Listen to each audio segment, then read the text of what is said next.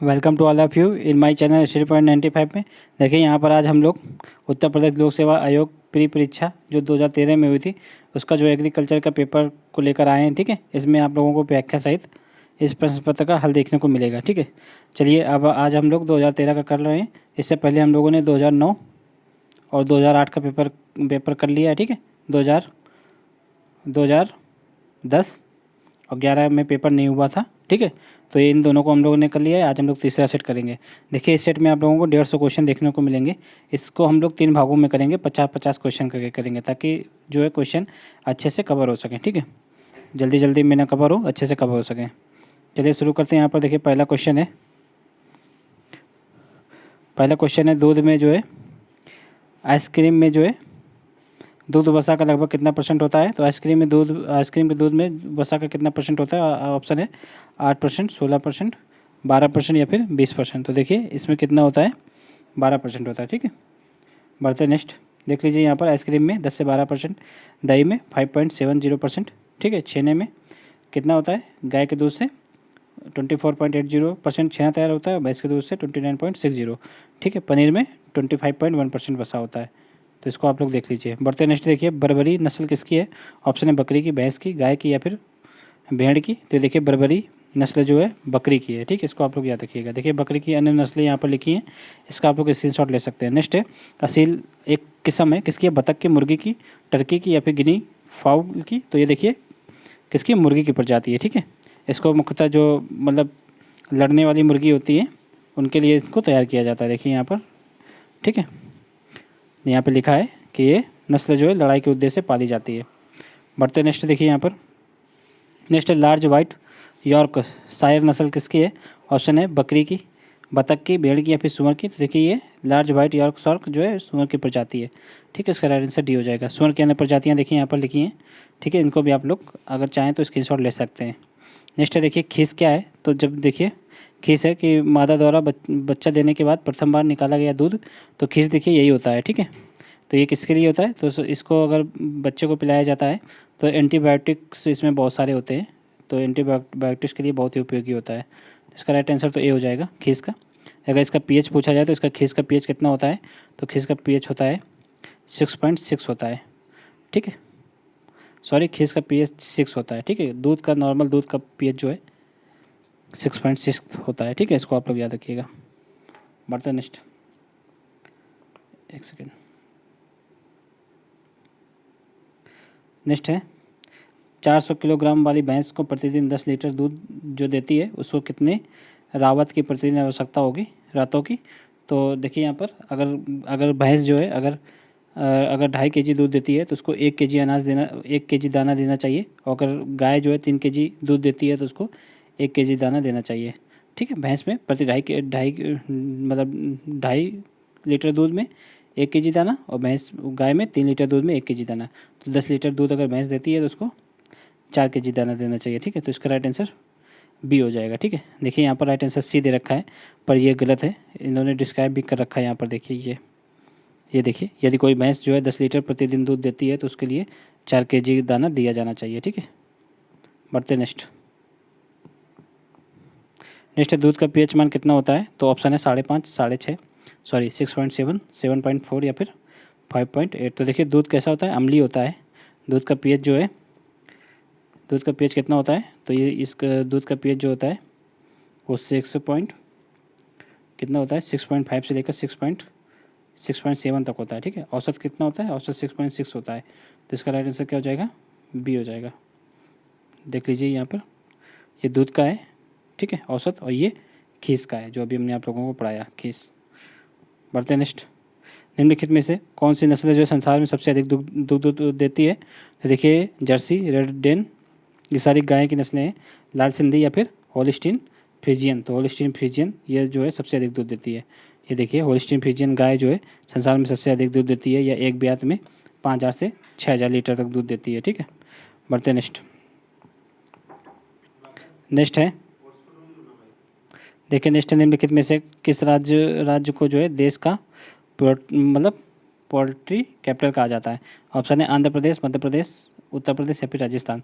तो आंध्र प्रदेश में सबसे ज़्यादा जो है मुर्गी पालन होता है, सबसे ज़्यादा अंडे भी आंध्र प्रदेश से ही इस नंबर 1 स्थान पर है अंडे उत्पादन में और पोल्ट्री फार्म के उत्पादन में भी। तो इसका राइट आंसर क्या हो जाएगा? आंध्र प्रदेश। देखिए बढ़ते नेक्स्ट, देखिए अंडे उत्पादन में भी आंध्र प्रदेश ही नंबर 1 पे है, तमिलनाडु दूसरे स्थान पे, दोनों में। इसको आप लोग याद रखिएगा। नेक्स्ट है नवजात बछड़े को जो है खीस पिलाना चाहिए।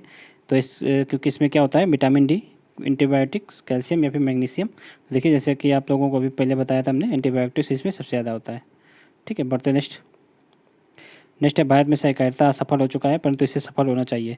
यह किस समिति द्वारा कहा गया था? तो इसके अध्यक्ष कौन थे? तो देखिए ये एक कमेटी बनी थी, ग्रामीण शाखा कमेटी। ठीक है, ग्रामीण क्षेत्र में विकास के लिए। देखिए तो उसके अध्यक्ष कौन थे? एडी गोरवाला थे। ठीक है, ये देखिए कमेटी का नाम यहाँ पर लिखा हुआ है, अखिल भारतीय ग्रामीण शाख विपणन कमेटी। ठीक है, सर्वेक्षण कमेटी, अखिल भारतीय ग्रामीण शाख सर्वेक्षण कमेटी बनी थी। कब बनी थी? 1951 में बनी थी। तो इसके अध्यक्ष कौन थे? तो एडी गोरला थे, गोखला थे। ठीक है, यहाँ पे गोरवाला लिखा है, तो एडी गोरवाला थे। इन्होंने ही कहा था कि जो भारत में मतलब सहकारिता को सफल होना चाहिए। ठीक है, बढ़ते नेक्स्ट है, राष्ट्रीय कृषि ऋण योजना किस वर्ष आरंभ हुई? ऑप्शन है 1953, 1954, 1955 या 1956। तो देखिए ये राष्ट्रीय कृषि योजना जो है 1955 में प्रारंभ हुई थी। इसको आप लोग याद रखिएगा। नेक्स्ट है, वाणिज्यिक बैंकों को प्रथम बार राष्ट्रीयकरण कब हुआ?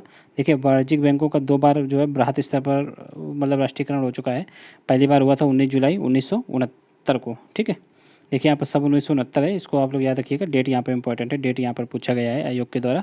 और जो दूसरी बार राष्ट्रीयकरण हुआ था वो अप्रैल मंथ में हुआ था। अप्रैल मंथ में कब हुआ था? 1980 में। 1980 में जो है 6 बैंकों का राष्ट्रीयकरण हुआ था और यहाँ पर 14 बैंकों का राष्ट्रीयकरण हुआ था। इसको आप लोग याद रखिएगा। ठीक है, नेक्स्ट है, देखिए नेक्स्ट है, भारत में संसाधन कार्य में जो है मूल्य वृद्धि का प्रतिशत कितना है? तो ये 5% है। क्वेश्चन धुंधला हो गया है, बढ़ते नेक्स्ट। उत्तम योजना संबंधित है, उद्देश्य तय करना। ठीक है, योजना नीति निर्धारित करना या फिर भविष्य कार्यक्रम की प्रक्रिया निर्धारित करना या फिर इनमें से कोई नहीं। तो उत्तम नीति इनमें से कोई नहीं होगा। इसको आप लोग पढ़ लीजिएगा डिस्क्रिप्शन। नेक्स्ट है, भारतवर्ष में फसल बीमा योजना प्रारंभ हुई थी। तो फसल बीमा योजना कब प्रारंभ हुई थी? ऑप्शन है 1981, 1985, 1992, 1987। तो 1985 में जो है फसल बीमा योजना का प्रारंभ किया गया था। इसको आप लोग याद रखिएगा, फसल बीमा योजना 1985 में लागू हुई थी। ठीक है, बढ़ते नेक्स्ट है, केंद्रीय मृदा लवणता अनुसंधान संस्थान कहाँ है?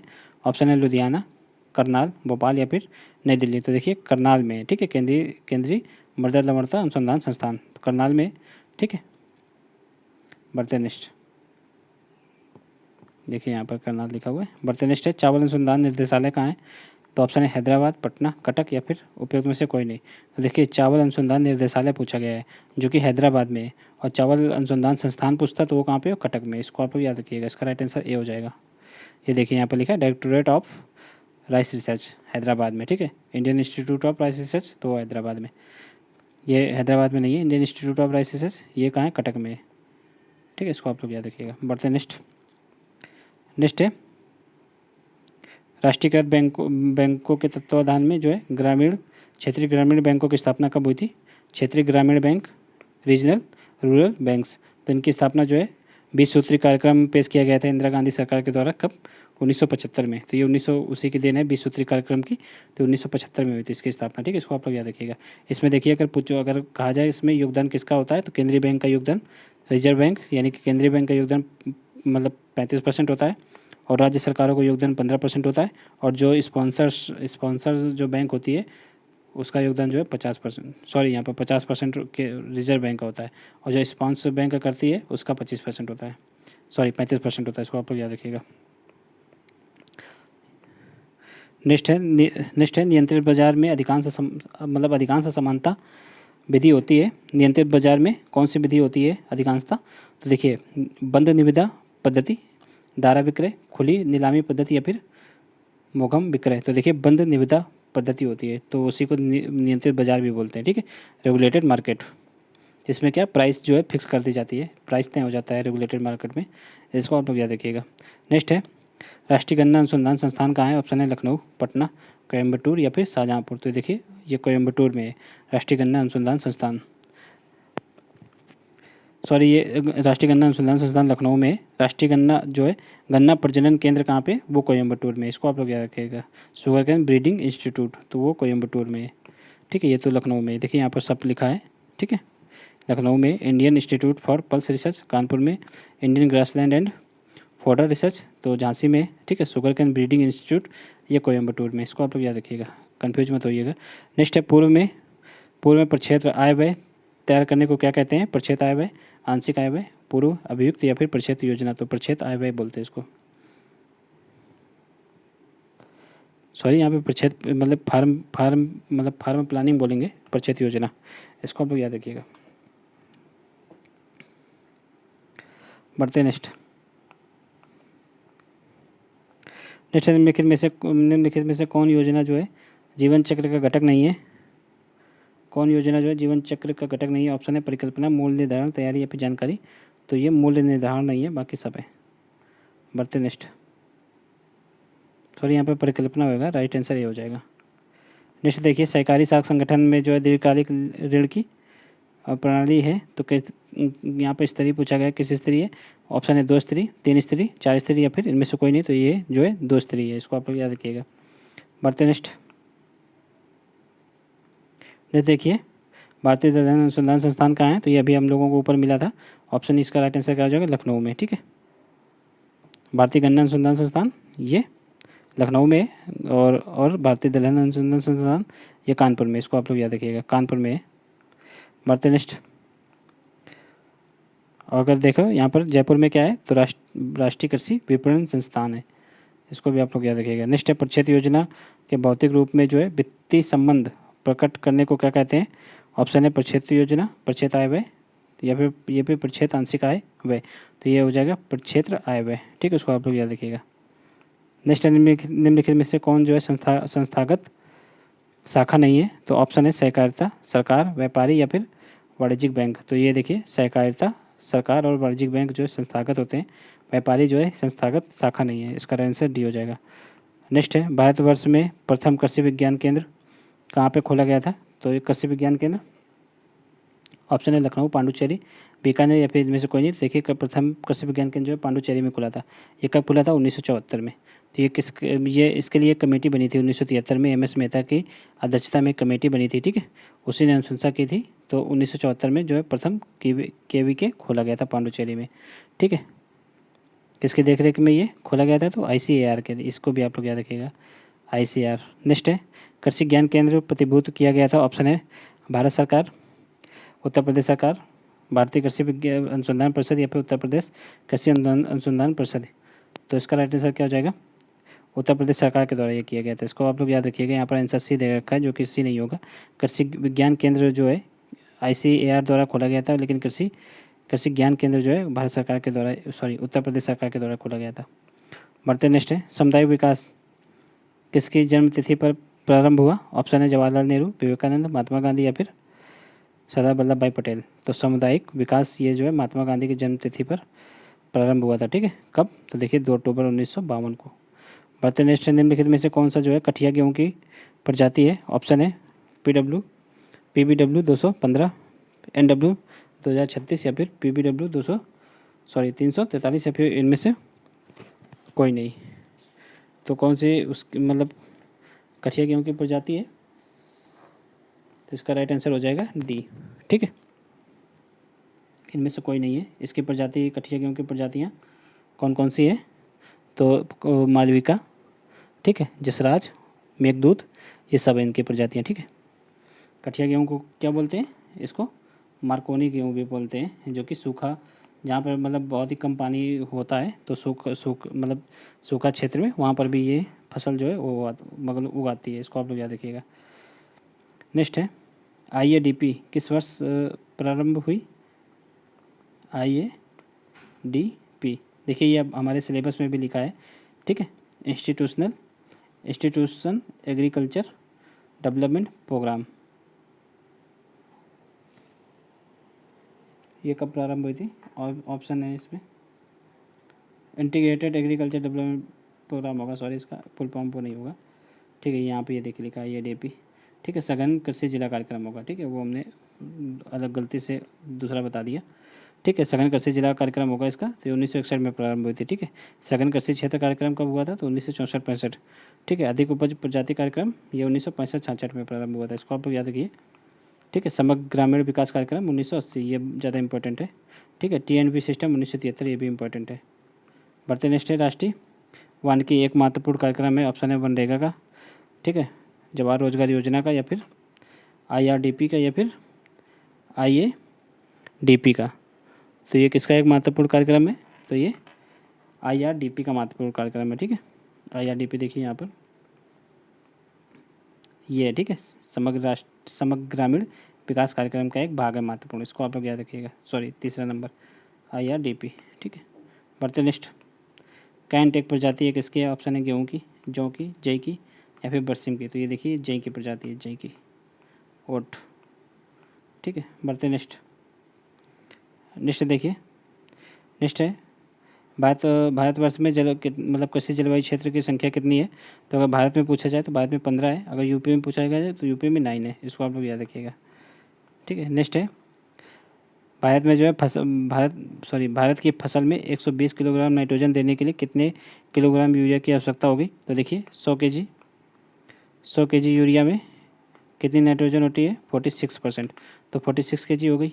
यहाँ पर कितनी नाइट्रोजन देनी है, 120 केजी देनी है। तो इसको कितना हो जाएगा, ये हो जाएगा 100/46 × 120। तो कितना निकल के आएगा, ये निकल के आएगा करीब 260। ठीक है। इसका राइट आंसर कितना हो जाएगा, 260, सी नंबर। पढ़ते नेक्स्ट। निम्नलिखित में से कौन सा खाद जो है बायो फर्टिलाइजर है। ऑप्शन है गोबर की खाद, हरी खाद, कंपोस्ट खाद, या फिर ब्लू ग्रीन एल्गी की खाद। तो क्या पूछा गया है, बायो फर्टिलाइजर। तो ये ब्लू ग्रीन एल्गी जो बायो फर्टिलाइजर के अंतर्गत आता है, इसको आप लोग याद रखिएगा। ऑप्शन डी हो जाएगा। राइजोबियम भी आता है, एजोला भी आता है। ठीक है। नेक्स्ट है दक्षिण भारत की अपेक्षा उत्तर भारत में गन्ने की औसत उपज कम होने का कारण क्या है। ऑप्शन है प्रजातियों की भिन्नता, मृदा उर्वरकता का स्तर, या फिर फसल प्रबंधन, या फिर जलवायु की दिशा। तो सबसे बड़ा फैक्टर जो है जलवायु होता है, क्लाइमेट होता है। तो इसका राइट आंसर सी हो जाएगा, इसको आप लोग याद रखिएगा। फेलेरिस माइनर खरपतवार किस फसल से संबंधित है। तो ये तो काफ़ी फेमस है, इसको गेहूँसा भी बोलते हैं। तो ये गेहूँ का है। ठीक है। इसके नियंत्रण के लिए आइसोप्रोट्रियान डाला जाता था पहले, तो उसके प्रति ये जो है प्रतिरोधी क्षमता इसके अंदर विकसित हो गई। उसके बाद सल्फोसल्फ्यूरान डाला जाता है। ठीक है। इसको आप लोग याद रखिएगा, अब सल्फोसल्फ्यूरान डाला जाता है। नेक्स्ट है सुगंध 5 किस फसल की एक किस्म है। ऑप्शन है मक्के की, मूंग की, धान की, या फिर मटर की। तो सुगंध 5 किसकी है, तो धान की है। ठीक है। नेक्स्ट है बरसिम के वनस्पतिक नाम क्या है। ऑप्शन है, देख लीजिए, ऑप्शन है ट्राइफोलियम। देखिए यहाँ पर आप लोग पढ़ लीजिए। ठीक है। इसका वनस्पतिक नाम क्या होगा, इसका वनस्पतिक नाम होगा यही ट्राइफोलियम एलेक्जेंड्रियम। ठीक है। बढ़ते नेक्स्ट। ये देखिए इंपॉर्टेंट है, यहाँ पर सारे नाम इंपॉर्टेंट हैं, इसको आप लोग स्क्रीनशॉट ले लीजिए और इनको रट लीजिए। ठीक है। नेक्स्ट है धान में अधिकतम कल्ले बनने और बाल शुरू होने के बीच के समय को क्या कहते हैं। ऑप्शन है ट्रांसप्लांटिंग अवस्था, सीडलिंग अवस्था, वेजिटेटिव लेगलेस अवस्था, या फिर टिलरिंग अवस्था। ठीक है। तो इसको वेजिटेटिव लेगलेस अवस्था बोलते हैं। ठीक है। राइट आंसर सी हो जाएगा। देखिए यहाँ पर यह प्रोसेस चलता है धान में, पहले सीडलिंग होती है, ट्रांसप्लांटिंग, फिर टिलरिंग, फिर वनस्पति लेग अवस्था, फिर पेनिकल। यहाँ पर पेनिकल फिर उसके बाद फूल बनना, दाने बनना और दानों का पकना। ठीक है। बढ़ते नेक्स्ट है उत्तरी भारत में आलू की मुख्य फसल की बुआई का समय क्या है। अक्टूबर का प्रथम पखवाड़ा, अक्टूबर का द्वितीय पखवाड़ा, ठीक है, नवंबर का प्रथम पखवाड़ा, या फिर नवंबर का द्वितीय पखवाड़ा। तो मुख्य फसल की बात हो रही है, तो मुख्य फसल जो है अक्टूबर के द्वितीय पखवाड़े में लगाई जाती है। और यहीं पर अगेती की बात होती तो वो 25 सितंबर से लेकर 10 अक्टूबर तक लगा सकते हैं। ठीक है। और अगर पिछेती प्रजाति की बात होती तो पिछेती वाली कब लगाई जाती है, तो वो लास्ट नवंबर में लगाई जाती है। इसको भी आप लोग याद रखिएगा। बढ़ते नेक्स्ट है उड़द की फसल में जो है खरपतवार नियंत्रण हेतु कौन खरपतवारनाशी की संतुष्टि की जाती है। उड़द में पूछा गया। ऑप्शन है एट्राजिन, सीमाजिन, 2,4-D, या फिर फ्लूक्लोरेलिन। तो इसका देखिए एट्राजिन और सीमाजिन, तो ये दोनों जो है गन्ने के लिए गन्ने में डाले जाते हैं। इसको आप लोग याद रखिए। ठीक है। इसका राइट आंसर डी हो जाएगा। ठीक है। दलहनी फसलों में जो है खरपतवार नियंत्रण के लिए फ्लुक्लोरेलिन डाला जाता है, इसको आप लोग याद रखिएगा। नेक्स्ट देखिए, नेक्स्ट है मक्के की बुआई, ठीक है, 50 इंटू 20 सेंटीमीटर पर करने पर कितने मतलब पौधों की आवश्यकता होगी प्रति हेक्टेयर। ऑप्शन है 7,000, 8,000, 90,000 या फिर 1,00,000। तो देखिए अगर इतनी दूरी पे करेंगे तो 1,00,000 पौधों की आवश्यकता होगी। बढ़ते नेक्स्ट, ठीक है। नेक्स्ट है हरी खाद के लिए निम्नलिखित में से किस फसल का प्रयोग किया जाता है। ऑप्शन है ढैंचा, सरसों, सूरजमुखी या फिर तोरिया। तो देखिए ढैंचा का यूज़ किया जाता है हरी खाद के लिए, आप लोग याद रखिएगा ढैंचा का। निम्नलिखित है, नेक्स्ट है ऊसर प्रभावित क्षेत्रों के लिए उपयुक्त धान की किस्म कौन सी है। तो ऑप्शन है ये देखिए पंथ 4, सूरज, PP2 या फिर ADR, ठीक है, 359 या फिर CSR 13। तो अगर ऊसर प्रभावित क्षेत्र के लिए पूछा जा रहा है तो CSR 13 लगाएंगे, ठीक है, CSR 13। बढ़ते नेक्स्ट, नेक्स्ट है उत्तर प्रदेश में सर्वाधिक क्षेत्रफल वाला फसल चक्र कौन सा है। ऑप्शन है धान, गेहूँ, मक्का, सरसों, बाजरा, गेहूँ या फिर ज्वार, चना। तो देखिए धान, गेहूँ यही फसल चक्र मतलब उत्तर प्रदेश में ज़्यादा फेमस है, आप लोग इसको याद रखिएगा। नेक्स्ट है मक्का, आलू, गेहूँ, मूंग फसल चक्र किसका उदाहरण है। ऑप्शन है अंतर फसल, समांतर फसली या फिर रेले क्रॉपिंग। तो ये रेले क्रॉपिंग का उदाहरण है, ठीक है। यहाँ पर मक्का जो है, मक्का की फसल पकने से पहले ही आलू बो दिया जाता है, आलू के पकने से पहले ही गेहूँ बो दिया जाता है, गेहूँ के पकने से पहले ही मूंग बो दी जाती है, इसको आप लोग याद रखिए। नेक्स्ट है सिंगल सुपर फास्फेट में सल्फर की मात्रा कितनी होती है। तो यहाँ पर सिंगल सुपर फास्फेट पूछा गया है, यहाँ पर सल्फर की मात्रा सिंगल सुपर फास्फेट में कितनी होगी। ऑप्शन है 8%, 12%, 20% या फिर 16%। तो सिंगल सुपर फास्फेट में 16% होती है, डबल सुपर फास्फेट में 32% होगी और ट्रिपल सुपर फास्फेट में 48% होगी, ठीक है, इसको आप लोग याद रखिएगा। तो यहाँ पर 50 क्वेश्चन हो गए हैं, ठीक है। चलिए अब मिलते हैं नेक्स्ट क्लास में हम लोग, उसके बाद हम लोग अब इसके पश्चात हम लोग कितने नंबर से, अभी हम लोग 50 क्वेश्चन कर चुके हैं, अब इसके पश्चात हम लोग नेक्स्ट पार्ट में 51 नंबर से लेकर 100 नंबर तक के देखेंगे, चूँकि इस सेट में कितने क्वेश्चन हैं टोटल 150 हैं, ठीक है। चलिए मिलते हैं नेक्स्ट क्लास में।